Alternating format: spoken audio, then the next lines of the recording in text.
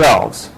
The footprint WKT is a version of a geometry, but expressed in a format, a standardized format to share across the web. It's a text, it's in text, and it's called the well-known text format, right here.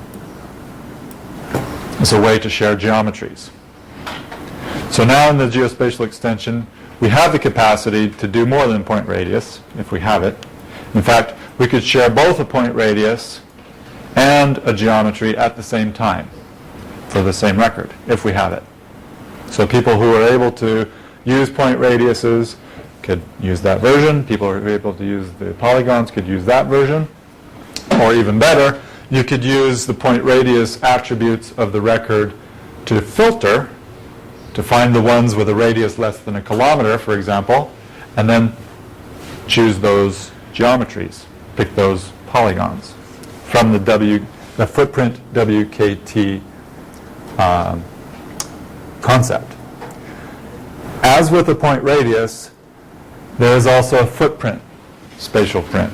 The same idea, but instead of with a point radius, to tell you that my geometry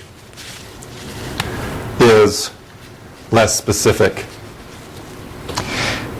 Give an example of that. Suppose that my geometry is a polyline expressing a part of a river. This is just a segment of the river.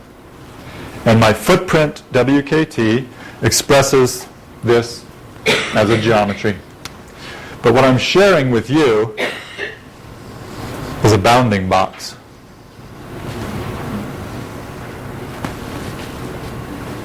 So the real thing is here. The shared one is this, because I don't want to tell you exactly where I was. Then this footprint WKT tells me the ratio of the area of the original geometry to the area of the one that's shared. The same idea. Okay? That's it for the concepts of the geospatial extension.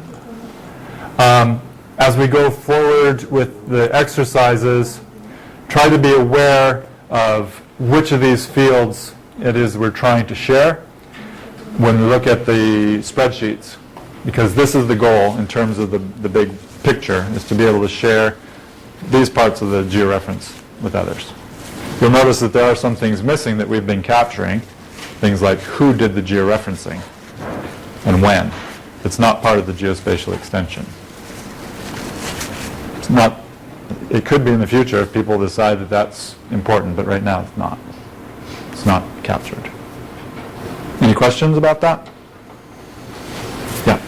So, I know we were talking about this in the how much of the data like this is GBIF running on and instituting in terms of what age they're on? GBIF is committed to sharing data via the Darwin core and the geospatial extension. So the providers will be capable of sharing those data. But whether or not GBIF actually builds an application to take advantage of it is another story. Right now, GBIF only, with the GBIF portal, is capable of doing things with the decimal latitude and longitude. And in fact, they don't transform the coordinates between datums. They use just the decimal latitude and decimal longitude. So right now, GBIF is kind of a toy in terms of geospatial data. The important thing from our perspective is that we can share this stuff if GBIF decides that they'll get more sophisticated about mapping and about tools on top of the GBIF data, which they will. Then they will be able to take advantage of the point radius or of the polygons or both. Or in the future, hopefully even probability surfaces, if we determine from the scientific side that they have some merit, that they're worth the pain, then at least we're able to share it. After that, it's the realm of people who make applications to determine how to use it. So it's still worth sharing those polygons, because even if GBIF doesn't use them, somebody else will, because the next best thing will be to produce an application that actually does some really good geospatial analysis. Right now, GBIF isn't. Yeah? In relation to the question that you made before about if you have several georeferences of the same specimen,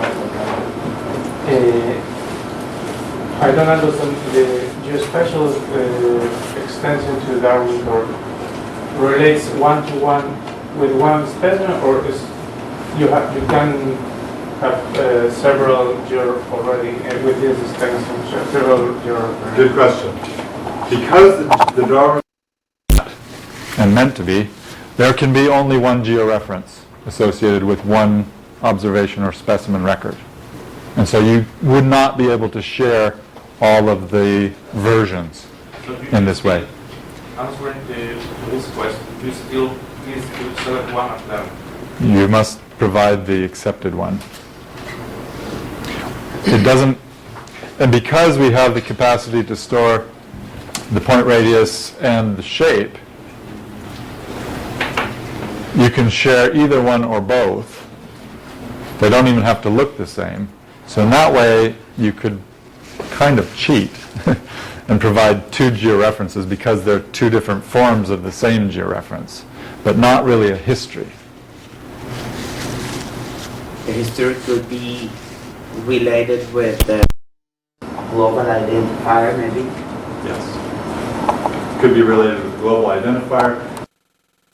In the future that I was talking about of having a locality service, then it could be, there may even require to be some other global unique identifier for a locality in a geospatial extension as another way. You don't actually share the information here, you just say where to find it. It's another possibility. Right now, no such service exists outside of here, so there's not much point in putting it in there. You mentioned that by now Tapir is a protocol of choice for sharing data sets organized in either Darwin core or ABCD schema. Yes. Is it, are you aware of implementation where the Tapir provider, one Tapir provider, have shared data in both Darwin core or ABCD schema at the same time? Yes. The same provider. Yes. So it's possible. The way it's done, Tapir Link is the evolution of the digger provider. Let me write that down.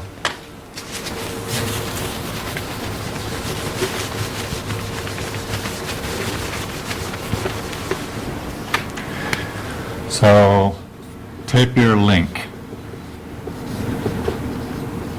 This is a software package that is written in PHP, and it evolved from the original digger provider, but throws away digger and uses Tapir protocol instead. They're actually not very different, but different enough that they don't work together. So this one will allow you to create more than one resource.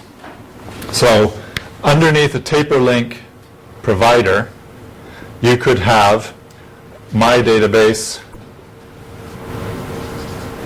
in Darwin Core as one resource, and then